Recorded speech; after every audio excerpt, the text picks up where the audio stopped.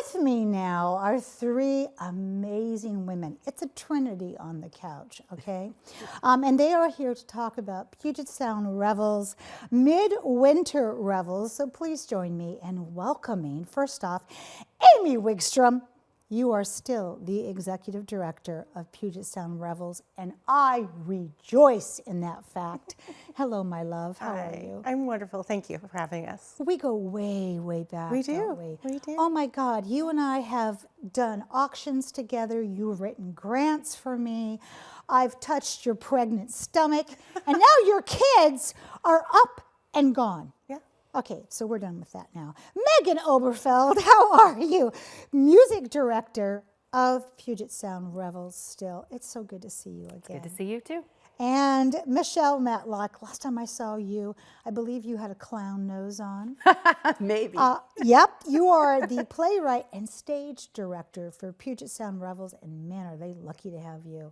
Welcome to Cityline, my dear. Thank you. All right, let's get on this because we got a lot to get covered here. Megan, you have been the music director for Puget Sound Revels for more than 20 years.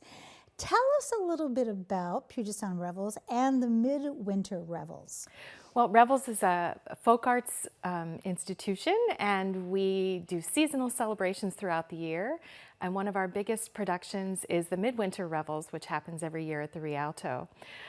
We choose a time and a place throughout history, and then we focus on whatever that culture does to celebrate the dark and the return of the light. Oh, I love that. Well said. So, Michelle, tell us what inspired you to write about Seneca Village and some of the history that helped inform your process and your research. Yeah, well, when I knew that I would be directing the show this year, quite some time ago, and so I was researching different things in American history, and I stumbled upon Seneca Village, which I had never heard of before. And as soon as I just got a little taste of what that was, I thought it would be great for a Puget Sound Revels show, and I became really inspired with the African American, German, and Irish traditions that we could celebrate in the show. I love that. Now, rumor has it, you had the opportunity to virtually meet the only known descendants of Seneca Village. Who are they? How did that happen? And what was it like? Yeah, well, that is, Amy Wigstrom found these descendants and coordinated a Zoom call for us. And it was, we found Andrew the Fourth, right? Andrew the Fourth and his wife, Mariah, that are in Maryland and who are the descendants of Andrew Williams, I guess the first, that founded Seneca Village back in 1825. And so we got to have a conversation with them. They were so lovely and wonderful, and they gave me so much family history that I could add to the show. And they're going to come to opening night of the show. They're going to be here in Tacoma. Oh my goodness. To see the show on opening night. So we're really excited. Oh, I'm excited. So, and Amy, thank you for that little genealogy dream come true there, only virtually. Michelle, share with us some of the African American traditions that will be featured on stage. Sure. Well, the biggest one is gospel music. Yes. Megan is bringing us a selection of gospel music that's going to be really exciting and wonderful to hear. And we have a ham bone artist that's coming in that's going to do some traditional ham boning. Oh, wow. And we have some cultural dance that will happen along with not only African American but Irish, and so those are a few of the traditions that we're going to celebrate. And let me tell you something, I try not to miss a yearly production because my daughter and I love to sing, and we love dancing, and we love costumes, and we love the educational part of this where everybody gets to learn. And let me tell you, the audience participates. The feeling in that auditorium is so incredible. And you get to see people that maybe you know in the community. Like, for instance, one of my friends, Ann Jones, has always been in Puget Sound Revels. So Megan, tell us a little bit about those Ann Jones people who are repeat offenders or who make up the chorus.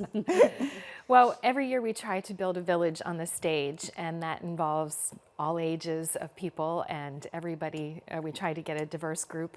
But that village, throughout the time that we're in there, we want the audience to feel as if they're part of that village too. And many of our long-time cast members started off in the audience and said, oh, those are my people. I can do that. It's a village. Not everybody's the best singer in the world. Not every village has its idiot. There's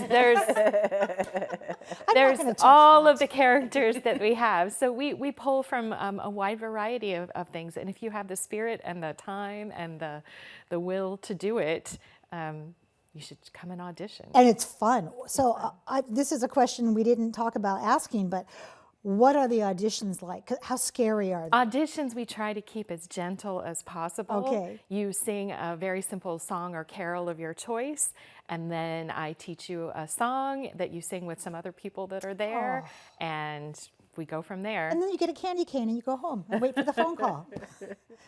That's a different theater. Amy, there is another free community outreach event happening as we wrap up some of the opportunities for this show. What's coming up? So the Christmastime in Seneca Village is our midwinter show, and it actually affords us a lot of other kinds of opportunity wraparound events.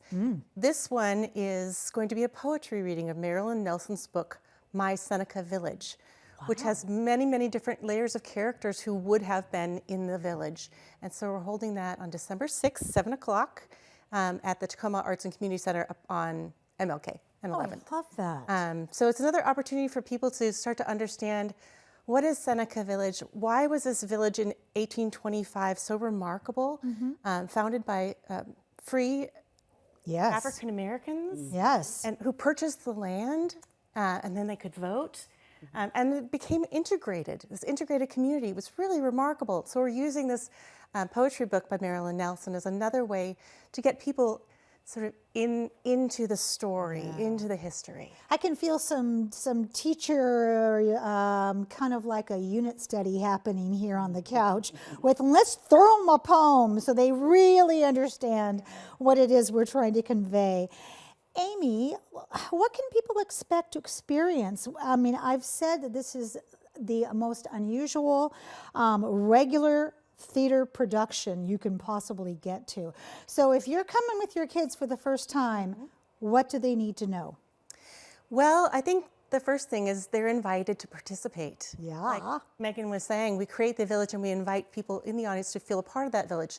So Megan will be on stage and she will invite people to sing along certain carols. At one point, everyone gets up, holds hands, and dances through the theater. I love this! This is really a unique experience. And so if you've never been to a Revels show, you can sit back, you don't have to join in, but it's also just beautiful to watch people engage in that way. Yes. And that's just very joyful. And the costumes and the sets and the instruments. I mean, if you don't walk out of there feeling better than when you walked in, you must have fallen asleep, because I can never escape that. We've been showing the website beneath all of your beautiful faces. And that is where they can purchase tickets, find out about performance times, and of course, the cost of tickets. Amy, last 19 seconds, who do we want to thank? Well, first of all, I want to thank Michelle and Megan. They put a tremendous amount of work into every production.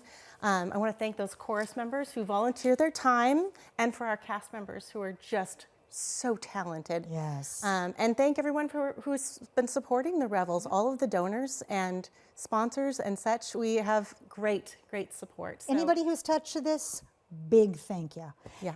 Thank you, all three of you, for being here this morning, getting up so early, and spreading such good holiday cheer in our studio and on the comfy couch. And I can't wait to see you up on that stage. Thank you so much. Thank you.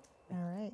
When we come back, Sarah Ioannidis, Maestro Sarah, is in the house, along with Grammy Award-winning opera singer Janae Bridges. You don't want to miss that. We'll be right back.